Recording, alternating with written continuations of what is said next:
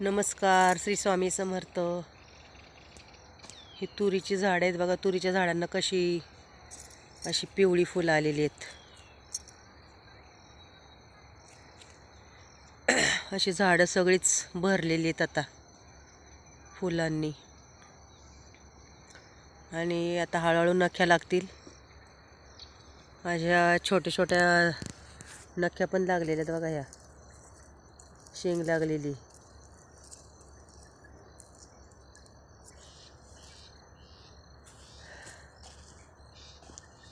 अशी लहान मोठी तुरीची झाडं आहेत. शक्यतो ही झाडं अशी मोठीच असतात, माणसाच्या उंचीसारखीच. तर एकसारखा पाऊस असल्यामुळं तूर एवढी भरलेली नाही आहे. अशी झाडं भरलेली आहेत बघा फुलांनी.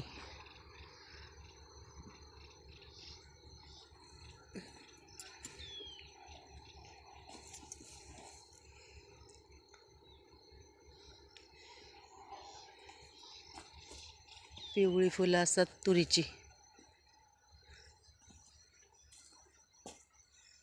आणि इकडे हे कांद्याचं रोप टाकलेलं आहे बघा, मागून टाकलेलं आहे. आता ही आमची लागण आहे.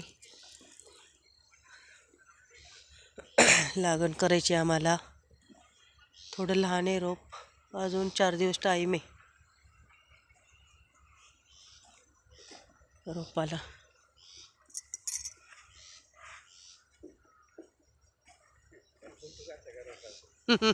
हा, हिरवगार दिसतंय ना हो.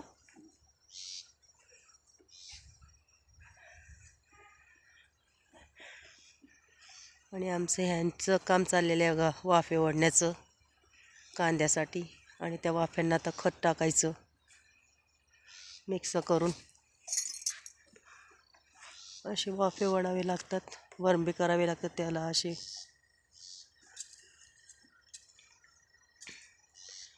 पहिले फणून घेतलं, ट्रॅक्टरने रोटर मारून घेतला आणि हे असे वाफे पाडून घेतलेले आहेत. आणि वाफे पाडल्यानंतर मग असे दाताळाने ओढावे लागतात.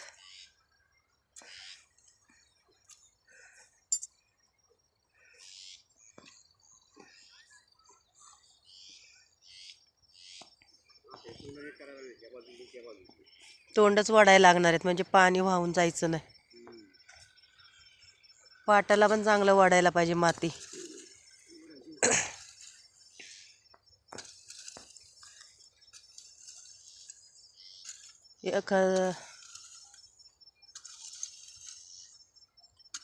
खोल करायला लागतील सारे चांगले आहे ना, एकसारखे जरा.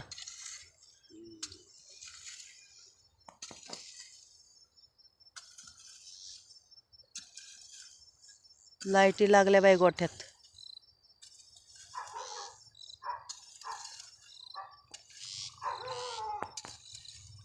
चांगले माती वळून वळून वरंबे चांगले लागतील करायला. मध्ये खड्डा दिसतोय थोडा आहे ना.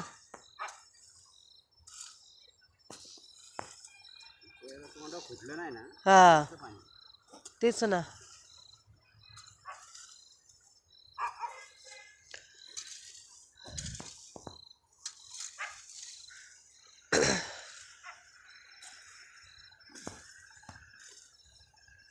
असे वाफे वाढण्याचं काम चालू आहे आमचं. आणि कांदा लागणे 4 दिवसांनी. त्या वाफ्यांमध्ये खत टाकायचं, फवारा मारायचा, तणनाशक.